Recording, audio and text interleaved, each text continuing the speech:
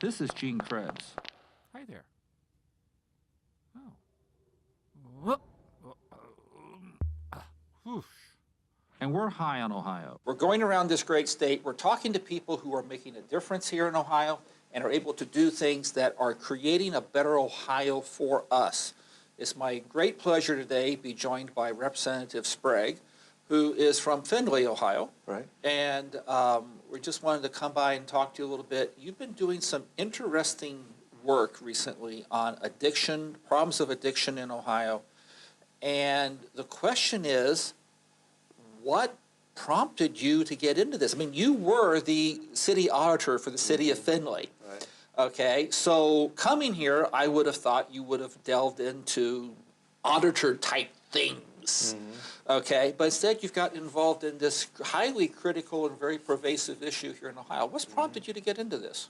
Well, it kind of came for me because of a constituent of mine called me up on a Saturday, and I don't always return phone calls on Saturday mornings, but I did this morning. And we were actually coming back from one of my son's soccer games and called her on the phone, and she described for me in great detail how she has two daughters that are addicted to heroin. Wow. Comes from a very nice family. This is in a rural community. Her son plays is a wide receiver at the University of Cincinnati. Great kid, great family. Her daughters are nice young ladies, except that she has literally been through hell and back trying to get her daughters help with their heroin addiction. Wow. And so as she described this to me, she talked about her husband having a heart attack because of this problem in their family. Literally they've gone bankrupt because they've gone through so many different types of treatment, none of which have The worked. rehab has exhausted their financial Has capability. exhausted them, both physically, financially, emotionally. And at the end of the conversation, she said, "Representative Sprague, you have to do something about this." And I kind of probably said something like, yes, I'll look into it. She said, no. She said, you have to do something about this. Not just for my family, but for the other families in Hardin County that are struggling with this. And as you know, as a representative, that kind of sits heavy on your shoulders. You're Yeah. supposed to be representing your district. Yeah. And so I felt, well, this is something I need to look into and I need to educate myself on. And so actually, as we were having the Medicaid debate, we heard a lot from people that had mental illness and then addiction issues about being able to access health care and unable to access health care and unable to get treatment because they didn't have a payer source. And so as a result of that, when we got around to the summer, I was interested in that topic, and so the speaker assigned me as the chairman of the study committee. What you just mentioned there reminds me of an interview we did a few weeks back with former Supreme Court Justice Evelyn Stratton. And what I told Eve was that what she's talking about here is kind of like what I call the unified field theory of public policy.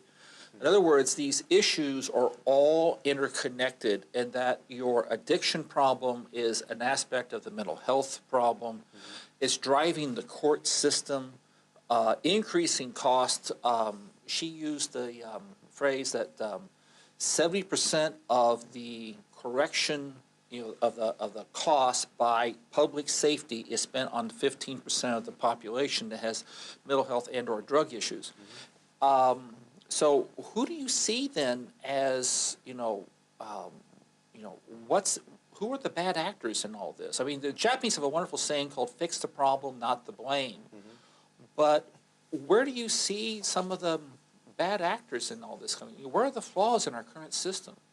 I don't know that I look at it in terms of bad actors. I guess I'm a mechanical engineer. I look at it as a problem more. Yeah, that's more what so. your training is. Yeah. Well, I'm kind of a problem solver. So I look at it as an issue and as a problem to be solved.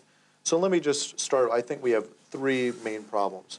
The first is that we have a tremendous supply of prescription opioids coming into the state of Ohio. Okay. So for your viewers that might not know, a prescription opioid would be something like Vicodin, Right. Percocet, Oxycontin. Oxycontin, oxycodone, hydrocodone, any one of those brand name or generic drugs. Okay. And they are very similar in chemical composition to heroin. Okay. They are an opioid. And what the opioid does is it's structured in a way that it goes into the mu receptor in your brain, and it sits in the mu receptor in your brain, and it activates it. And when the mu receptor in your brain is activated, it releases dopamine. It releases dopamine in the areas of your brain that govern pain, so it relieves pain. Also releases dopamine in the areas of your brain that govern your survival instincts. And so it creates new pathways in the survival area of your brain. And as normal human beings, the same feedback mechanism on exercise, food, sleep, and our other basic biological function is hijacked by this drug, and we begin to think, and we are fooled very quickly into thinking that this is necessary for our survival. And so this addiction takes place very quickly, in a matter of 4 to 6 weeks in some cases. And people, quite frankly, think that these medications are safe because they come in pill format, your doctor gives them to you, hey, it must be okay to take this stuff. And then along the way, about 40% of the people that become addicted. It's just like you or me. We go in with a valid medical condition, and we end up abusing the medication or have a problem with it. That's about 40%. The other 60% are what we think of as more recreational drug users, you know, maybe younger people at a party that kind of end up using the medication to get high. But the bottom line is people, for the most part, think that they're safe, and they all come out of our medical system. So the first problem is we have a tremendous amount of this medication in our medical system that's coming. It's almost like an Alaskan pipeline of this medication coming into to the state of Ohio. We have, last year we had 822 million doses of opiates prescribed for 11.5 men, women, and children in the state. Can you say that again, please? Yeah, that's 822 million doses prescribed. For a population of 11.5 million. Right. Where's it all going? Just into certain people, or just taking a whole lot of it? Yes. There's a portion of our population that's taking a large dosage of this. How many people do we have taking this, do you think? 20,000, 30,000, 50,000, Oh, 100,000? no. Oh, no, millions. Pardon? Several million. Really? Right. So it's a pervasively used medication.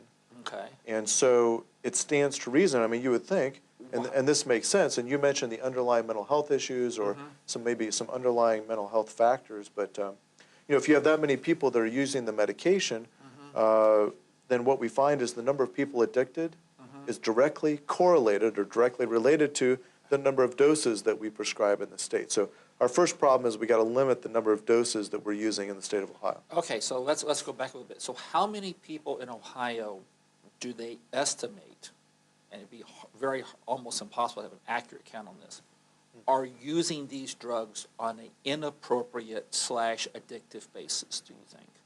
Well, you know, that's impossible for us to tell. Okay. Because we don't know who's addicted, who's not addicted, and there's a difference between using a lot of it and becoming addicted. Okay. Because in some cases you might have chronic pain, it might be cancer pain, it might be lower back pain or something. You could be using palliative care towards the end of life. Or palliative care, hospice toward the end of life, that you could be using large dosages and yet you're not an addict. Okay. So it's very hard for, we cannot tell how many people. So going back to this, okay, so the first thing then you see is, okay, so restricting overall or restricting the number of... Lowering the number of doses. Okay. Somehow I have to lower the number of doses in the state. And they entirely come out of our medical system. So what do the docs say about this? Well, I think that there's a general realization that we've got to do a better job in terms of some of the guidelines for the medical system to lower the amount of doses that are being prescribed. And our medical community is starting to step up to the plate and saying, you know, we don't have to necessarily give everybody a 30-day prescription. Okay. For instance, the ERs, the governor recently came out with a new directive that said if you're in the ER, you're only going to give a limited dosage, you know, a 3-day dosage.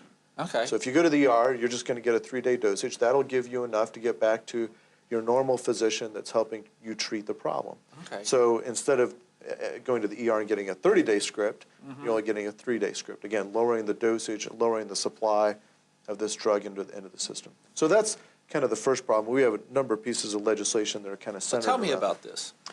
Well, one of them... As much as you're able to tell at this point in time in the drafting process. You know, I just I don't want to bore your listeners. No. Trust me. The people who are watching, speak. who are watching this, it's a self-selecting thing. They're going to be watching this. Trust me. Well, we have a number of bills. One of the first is a bill that would limit these prescriptions going to minors.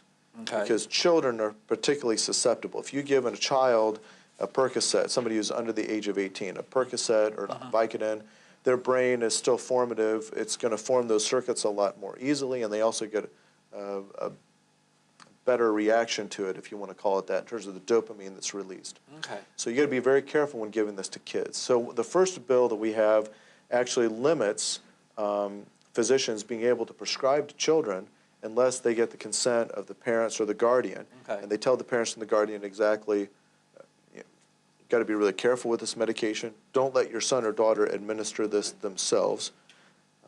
Don't combine it if they're drinking a beer. Don't have them take the medication. Or Right. don't combine it with alcohol.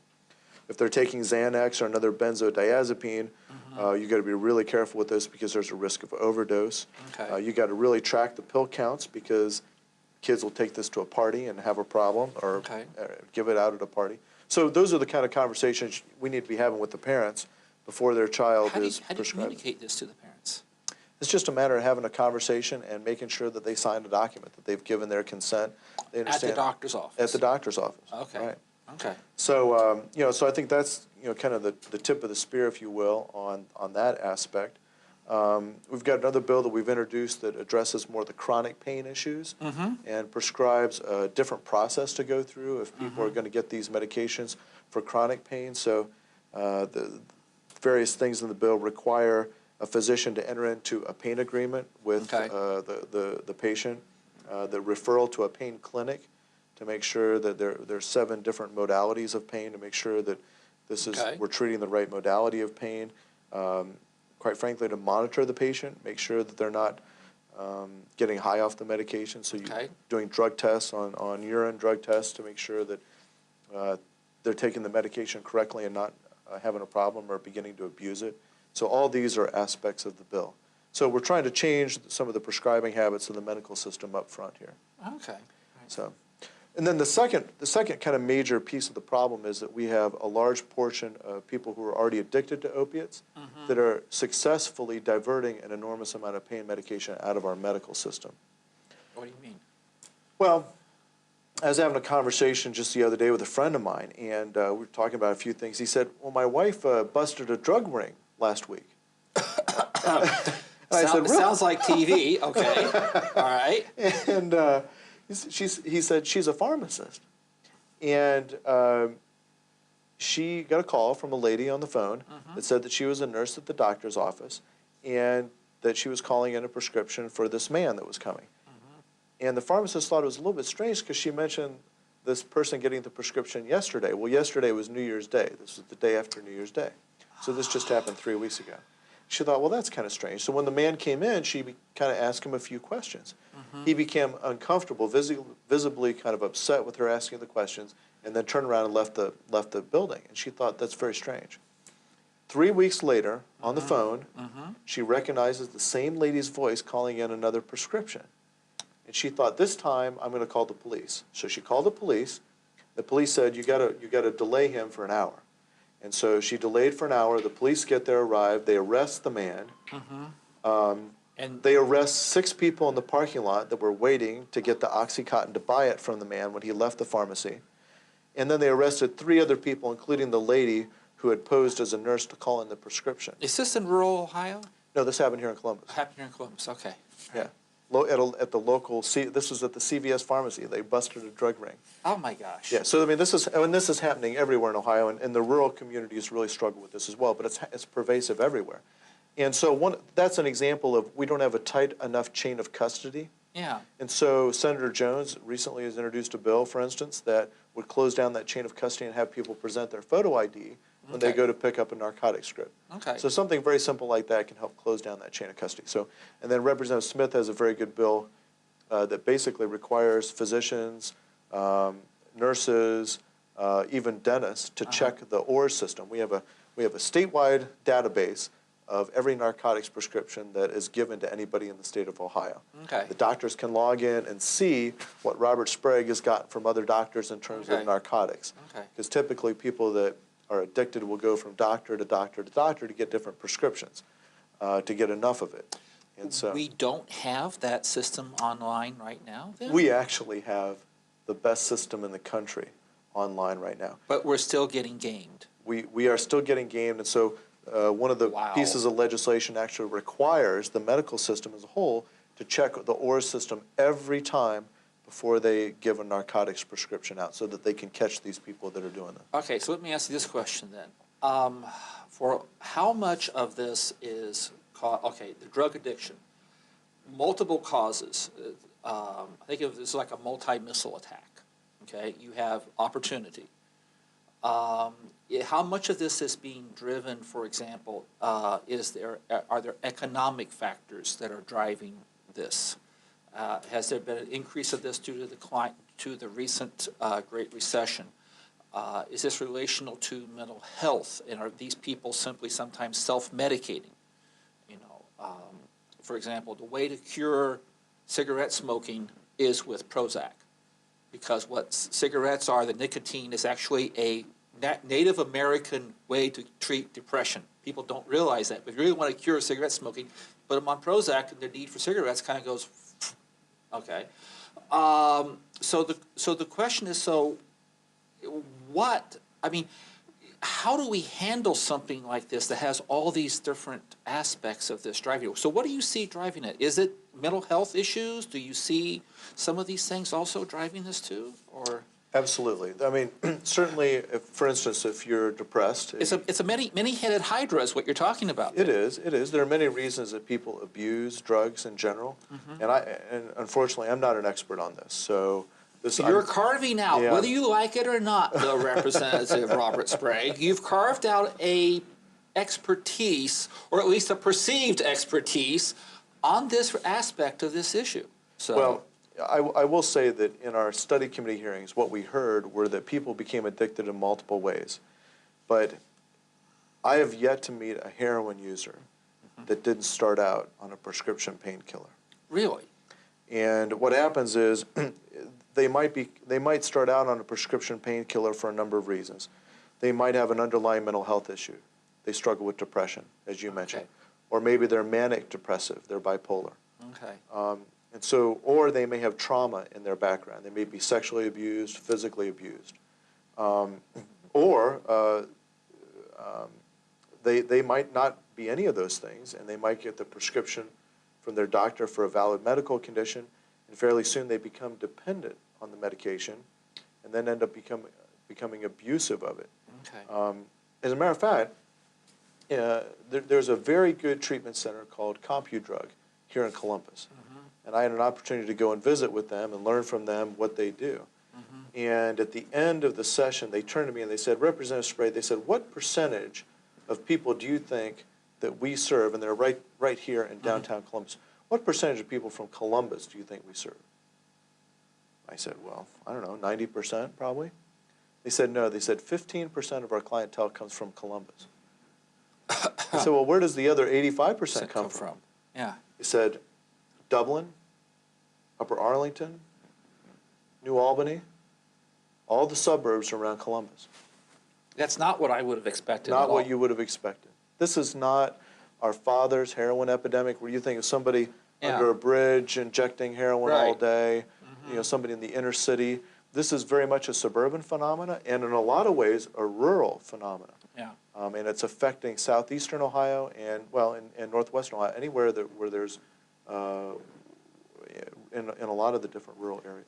Let's backtrack just a little bit. It was my fault. We should have talked a little bit about the study committee. Mm-hmm. You've done a very extensive study committee. Tell us a little bit about that process that you've done with that. Well, we just simply decided to tour the state and hear from people what their thoughts were. Oh my gosh, asking the citizens for their input. Well, I know. I mean, sometimes this is kind of a dog and pony show, where you go around the state and you're like, oh, we want your input and so on and so forth. But it sounds like you got some real horror stories out of this. Well, I'll tell you what happened is we went down to the Ohio River in Jackson County, and we had a hearing there, and we didn't know that anybody would show up. We had 100 people. It was standing room only, and these were not paid lobbyists from Columbus that came. These were the people of Jackson and Gallia County, and they came and told us story after story after story of how their community is struggling with this. Okay. And there are just a lot of people addicted that are having problems. We went then from the Ohio River all the way in the southern part of the state. We had the same hearing in Hardin County, Yeah. which is in rural northwest Ohio. Kenton, Ohio. Kenton, Ohio, in my district. 35,000 population. One of the best agricultural producers in the state of Ohio, farm community. We had the exact same hearing, had over 100 people attend, standing room only. Again, almost the exact same testimony. Family, and I'll tell you what really gets us, the mothers. You know, the mothers that come up and talk about their adult children in a lot of cases that are struggling with addiction, having to raise their grandchildren, can't find help for their child. It just tears us apart. And we heard the exact same story. We heard that local law enforcement, the jails are overflowing with people who are addicted to heroin and the prescription painkillers. We heard from the sheriff's office that they need more resources to try to fight the number of people that are trafficking this stuff. The prison system is overflowing with people that are addicted to heroin. Yeah. We're incurring a tremendous amount of cost in the Medicaid system from people that are addicted to heroin, obviously that have lost their job and now are on some government benefits. Oh, of course. And so there's a number of different costs that the state is incurring, and we heard about some of those at the more local level, from the local level of government, that their need to basically try to fight this. So this is one of those issues, and this is the thing I've been kind of picking up as I go around and talk to folks about this, that if we can start to dial back this problem, this creates a virtuous circle, that it starts creating a whole series of additional virtuous aspects, cost, societal, the whole thing. Let me throw this at you. This looks like an ordinary ink pen. It actually is not. It's actually a magic wand. And I'm going to wave it over you, Representative Robert Sprague, and you get to do one thing to help fix this issue. Okay, now I'm asking you to choose which of these various things that you've talked about here, but if you could choose just one thing to fix, that you could just simply say, that will be done under these circumstances. You don't have to go through the General Assembly. The governor doesn't have to sign it. The Supreme Court will never have to have a hearing on it. What is the one thing that you would do? Oh, I just asked you which one's your favorite child of all these solutions That's here. right. Well, I think I'd point to the fact that probably 15 years ago, we didn't have this epidemic. Okay. And the epidemic was really caused by a lot of the change, adding pain as the fifth vital sign to the medical system. I did not know that. Right, you know the other four, like your temperature, Yeah. what is it, weight, oh my, blood Yeah. pressure. Okay. Okay, Right. I don't know. Right. But the pain was added as the fifth vital sign. And you'll remember at the time, this was in the 1990s, we had a doctor from Michigan, his name was Dr. Kevorkian, Oh. that was coming down into Ohio and assisting people with their own suicide. Uh-huh. And the reason that people wanted to kill themselves was because they were in such pain. And so this was in the late 90s, and so we passed in the state of Ohio what's called the Intractable Pain Act. Okay. And this kind of, I remember I probably voted for it. and so, and obviously the intention. E.J. Thomas, I think, was the sponsor, if I'm pulling it out of my memory banks here. That's exactly right. Oh, and my I, gosh. And I no, but I'm just saying we're all Right. kind of. Well, I I'm not never gonna saw say this we're, coming. We're all right. We're all kind of helping this along the way, and we're doing it for the right reasons. And doctors are trying to Right. help people with their pain, and in the legislature, we're trying to respond and making sure Right. that people aren't killing themselves because they're in such Right. pain in their lives. But so I would kind of go back, and so we started out with the pendulum kind of over here, Yeah. where we weren't doing a good job of treating pain, and Yeah. now it's swung all the way to the other extreme, where somebody comes in for a turned ankle or something, and they get a 30-day script of Percocet, and they leave the Okay. doctor's office with it, and maybe they use one or two of them, and the rest go out. the rest go out, or they get diverted to their son or daughter, and They get stolen. they get stolen, and now somebody else has a problem. And Swap for so the rent. if there was one thing I could do, it would be to kind of shift that pendulum, not back to where we were in the late 1990s, But bring it back. but bring it back to the center. And Okay. and then if I were to choose, could you wave the magic wand one more time? With Sure. Wait, I gotta use a different one now. Okay, gotta all use right. this Oh, one. great. Okay, all right. The second piece Always would, carry with you two magic wands. One's never enough. that's a wise decision. The other piece I would say I would build out the treatment, the treatment for heroin addiction in every single county in the state of Ohio. And what we heard, Every single county. Columbus actually has got great treatment facilities here because they've been dealing with addiction and kind of these more urban type problems for several decades. So they have the infrastructure built, they've got people that can help. But if you go to someplace like in my district, Hardin County, you know, there's not the same level of expertise. They haven't been dealing with this problem for 20 years. And so they're trying, you know, they have a problem, but we're trying to come up to speed on it. Yeah. And so I would build out the treatment facilities or the treatment people or the capacity. It doesn't necessarily have to be facilities, but the capacity for treatment in every single county in the state. Because the bottom line is, if you live in my district, you know, 2 hours away from Columbus, you're not going to be able to drive down here. If you're addicted to heroin, you're not going to be able to make a 2-hour drive to get to see the psychiatrist for 45 minutes or whatever it is you need that day for your treatment, or attend your group program, or meet with your peer sponsor, or go to your primary care doc to get the medication-assisted treatment that blocks the mu receptor in your brain that kind of gives you some relief from the physical craving. So, you know, we've got to have treatment in every single county in the state, and it's got to be highly integrated. I mentioned those different aspects of treatment, but the ones that are most effective are the ones that are highly integrated. And integrating, you know, they go from detox to medication-assisted treatment to intensive outpatient to group therapy to peer support, and they're tightly integrated. And that's what I would do to help solve this problem across the state. Okay. Well, this has been Gene Krebs, and on behalf of the Center for Community Solutions, we've been having a very interesting conversation here with Representative Robert Sprague. And you're in your what, second term? My second term, right. Second term, and you've already carved out a very remarkable expertise on this. When will the bill be introduced, do you think? We've got 13 different bills that have come out of this study committee. Oh my gosh. They have all been introduced, and we're working our way through the committee process, and you know, they address these 3 different aspects of the problem. All right. And so stay tuned.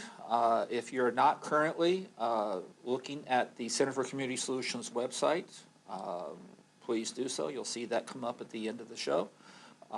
Be able to stay attuned of these bills as they move themselves through the process.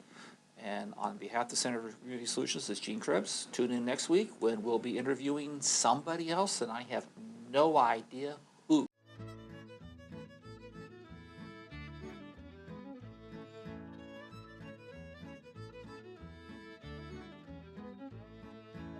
For more about the Center for Community Solutions or their publications, please visit www.communitysolutions.com.